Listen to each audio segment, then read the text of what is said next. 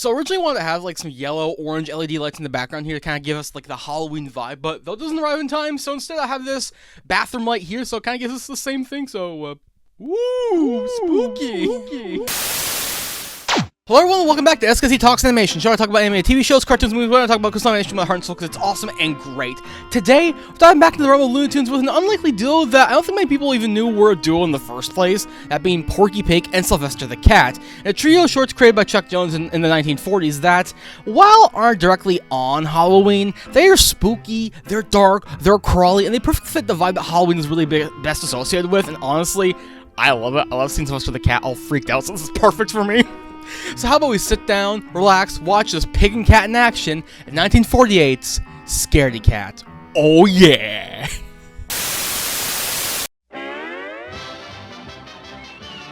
Now, starting this cartoon off really quickly, does anyone remember Daffy Duck's Quackbusters? Like that movie they made in the 80s? Like, it was one of the last big Looney Tunes movies before they moved on to, like, Space Jam and all that. And it was still a compilation short, but it had a lot of creepy things on it. And I feel like this short might have been on there. I'm not sure, but, like, it still fits the creepy vibe. And, like, Quackbusters, bro, it was funny. Even just hearing Mel Blanc's hilarious was really fun to see. And I missed that. I should probably watch that again. It give me that Halloween vibe. Dang, off the bat, the angles and colors and atmosphere are freaking gorgeous. I've said this before many times, bro. If you don't have the atmosphere or the colors to make a good cartoon, what are you doing? You know, like, I could just watch this with just no sound. I could get the full spooky experience, and this definitely feels it, bro. Maurice Noble, the guy who did the art for all this, I mentioned this before, great artist. I love his stuff. If you haven't seen his book, check it out. It's so freaking good. Just like, man, I miss him. His backgrounds are great. Now, of course, this cartoon stars two unlikely characters they wouldn't really pit together, being Porky and Sylvester. And obviously, when you think of Porky, he's usually with Daffy, and Sylvester usually with Tweety. But I think this was the first time they actually pinned these two characters together, and while they don't usually interact a lot, you know, in other shorts, this is one where, like, I feel it was very interesting, because, you know, Porky, and this is more of a smug, arrogant, oblivious kind of person, and Sylvester is silent and a scaredy cat. Which I think is very in contrast to their actual personalities of being, you know, timid and being, like, fierce. So it's very interesting to see, and I really do like how they progress with all that. Oh, poor Sylvester. I feel bad. You know, Sylvester's one of those characters that genuinely do feel bad for. Unlike Wile E. Coyote, who's just literally just like, yeah, he's trying to eat. But Sylvester just feels like, I respect him a lot more. I don't know. Oh, God. What is this? Mice cult? Oh, no. I should mention this cartoon does not stew away from any, you know, violent stuff. There are some pretty intense imagery, sort of, for a Looney Tunes cartoon. So if you're a bit squeamish, there's a warning. If you're afraid of mice, I won't judge. It's okay. You know, it makes me wonder, Porky is always naked, or at least he doesn't wear pants. So, like, what is he trying to hide from anyone, you know? Especially when there's no one else in this house except Sylvester. Like, he's a pig. There's no Petunia Pig in this cartoon, so, like, what is he hiding? It also really is kind of cool to think that Mel Blanc is just talking to himself. You know, like, Sylvester doesn't have any lines. The other characters don't have anything at all. But, like, it's just Mel Blanc. Mel Blanc's a cool guy. I miss him dearly. And there's a go. Oh, God. I didn't realize that Sylvester pulled up a gun. And it was loaded. I'm sorry, Mel Blanc. You were interrupted by a gun. Oh, no. Oh, no. This is why your bed shouldn't be on wheels. Or next to a window of any kind. You know what? Just don't sleep. Don't sleep ever. There's Sylvester being a god. I have to... there must be some reason out there why these characters can do these crazy mathable physics and all that. No, they're pretty much gods. I don't care what you say. Bugs Bunny, Sylvester, they're gods. In some twisted way, they are. What are you going to do with that anvil? I was gonna try and make you bacon, or rather, you are the bacon. I'll be perfectly honest, you know, some mice can get me a bit squeamish, but, like, if I saw mice actively trying to kill me with bowling balls and anvils and axes and stuff, I would run the other way and be like, nope, this is your house now, bye, I'm out of here, zip. But my goodness, Sylvester's, he's gonna keep fighting. He's a trooper. Oh my God.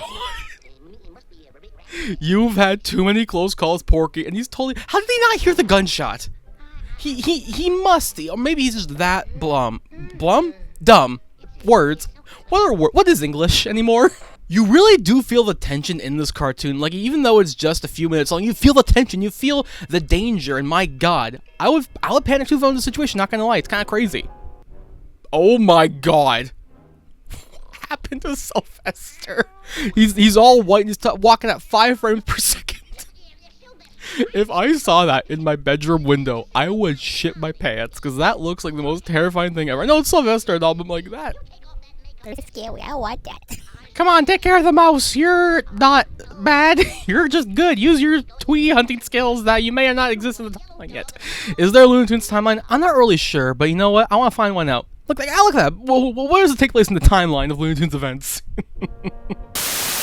Now, while the main character of this short is sort of Porky Pig, I argue that it's actually Sylvester the Cat, you know, because he's the one seeing all the antics and all the mouse stuff and all that. I feel like he's the main guy in this cartoon, and frankly, I prefer that a lot more, because Sylvester's one of my favorite characters of all time, you know. He's one of those start out characters, and when you think of, you know, after Bugs and Daffy, he's usually one you think of the most, and frankly, he deserves it, you know. He was, you know, being created in like the early 40s and all that, after the big boom of Porky, Daffy, and Bugs, you know. He was the next one in line, and also in that kind of that group with like Tweety and Yosemite Sam as well. And well, at first, you know, they gave him the first Freeling, and he was like, you know, do some shorts with this bird and all that, and they kind of developed their own style with Tweety Bird and Sylvester. They won a few awards and all that, did a lot of fun stuff. Then they did the Porky Pig shorts. They only did 3 of them, of course, but like those showed he could do stuff with different characters and be a different personality, being like more of a scared, you know, fragile type individual. And then, you know, they just continued on about, you know, didn't really connect with that many people. Like, yeah, there were a few things, like he was in Scarlet Pumpernickel at one point with like Daffy and Bugs, and that was a weird coincidence where a lot of characters were there for some reason, and that was the only times they actually did really big Looney Tunes crossover events like that. But he was in that for a little bit, and then, you know, he kind of continued on this a little bit. You know, yeah, after that, you know, he did Speedy Gonzales as well. Speedy Gonzales, you know, hunted that for a little bit until he switched over to Daffy, but he did Speedy Gonzales. And then Hippity Hopper.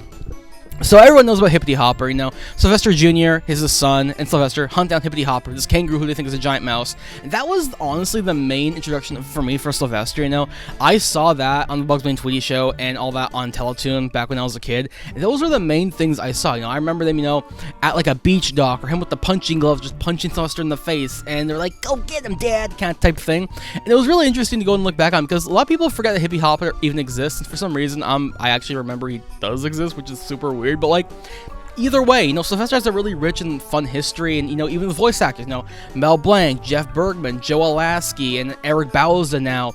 There's a lot of really great voices with him, and I really do appreciate, you know, his simplicity. You know, he's basically just an alley cat, but he tries his best to get, you know, some lunch. He tries his best just to survive, and honestly, I admire that, even though I'm not really a cat. At least I don't think I am.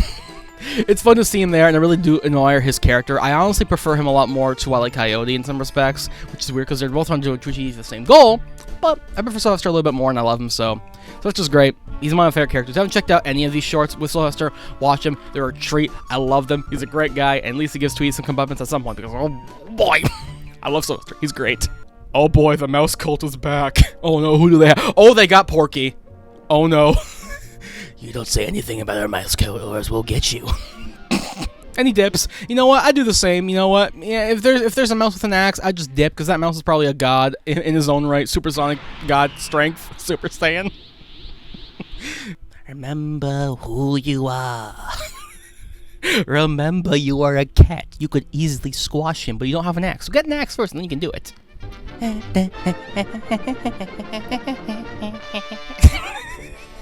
Classic music. Gets the branch. Oh, he's ready to rock and roll. Let's go. Let's go, Sylvester. Yeah! Sylvester will kick your ass. Oh, they're going. Oh, they're going. Ooh, I love it. What a cartoon fight. I love it. He got the victory royale. He got the dub. Get to drink the slurp juice and all that. I don't know Fortnite terms. I'm sorry. I don't. Oh, Sylvester. Never change, you single fool. Oh, I don't like that mouse. Oh, God. Get away from me. Save me, ginger ale. You're my comfort drink. And there you have it. That was Scaredy Cat, a cartoon that I really feel a lot of people should watch more of, because, like, yeah, when you think of Sylvester, it's usually with Tweety Bird, and while those two are basically inseparable, it's fun seeing a different side of Sylvester with, like, you know, his Scaredy Cat persona, being silent, being kind of fragile, and it's kind of cool to see a different light with him, and especially with Porky Pig, a character that you would never see a lot of nowadays. It's fun to see that. And even with the other Halloween shorts, like there's 2 other Sylvester and Porky shorts, there's Bugs Bunny with, you know, Gossamer and Dracula and all that. I really want to tackle more of these Halloween Looney Tunes cartoons, you know, in the future, even though they aren't specifically Halloween themed. You know, there's the there's like the drippy horror, there's the colors, there's the spooky and the scary. It kind of fits the vibe that Halloween goes for, even though they don't explicitly say it. And frankly, I'm all for it. Maybe next year, maybe we'll tackle Gossamer or Dracula next year. Who knows? I'll be so hyped for it. I love it. But this cartoon is great. I love it. If you haven't checked it out, watch it. Sylvester and Porky Pig, a duo that you would not expect, that I freaking adore, man. It's so cool. But if you excuse me, I gotta go find some mice in my house, because if they have an axe, they can't have it. So mouse away!